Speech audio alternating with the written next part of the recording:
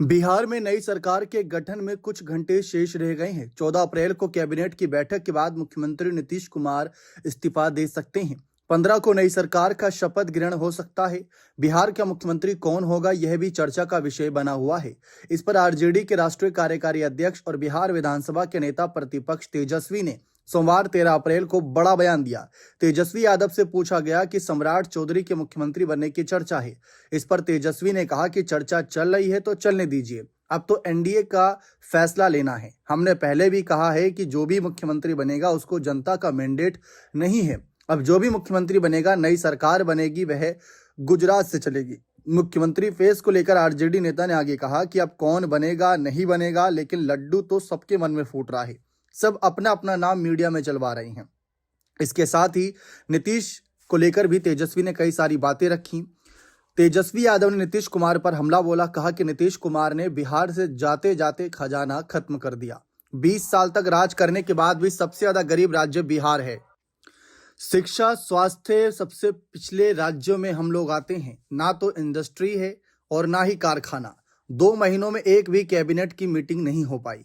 तेजस्वी ने कहा कि बिहार को बीजेपी ने बर्बाद कर दिया है, अब तो और ज्यादा खत्म कर देगी। 25 से 30 फिर से नीतीश का पोस्टर हटाने पर कहा कि बीजेपी ने जब जेडीयू को ही हटा दिया तो फिर पोस्टर का क्या है। जेडीयू से कोई निर्णय नहीं हो रहा है। बीजेपी के एजेंट जो जेडीयू में हैं वही निर्णय लेते हैं, तो हटाना तो था ही।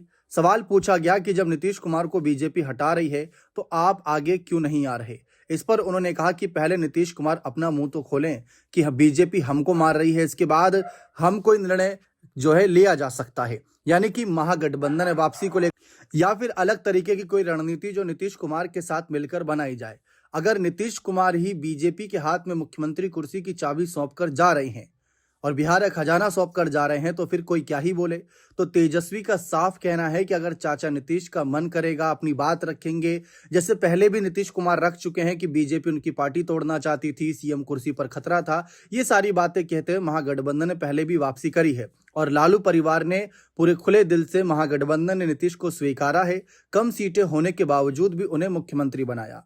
अब लेकिन नीतीश कुमार इस मामले पर चुप है, तो कोई क्या ही बोले और आगे की रणनीति क्या रहेगी, इस पर सारा ध्यान नीतीश कुमार के फैसलों पर है। यानी ये एक आखिरी शर्त है तेजस्वी की कि अगर चाचा नीतीश अपनी कोई बात रखेंगे, अपनी कोई आगे से जवाब देंगे, तभी हम आगे कुछ कर पाएंगे, वरना कौन क्या ही कर सकता है।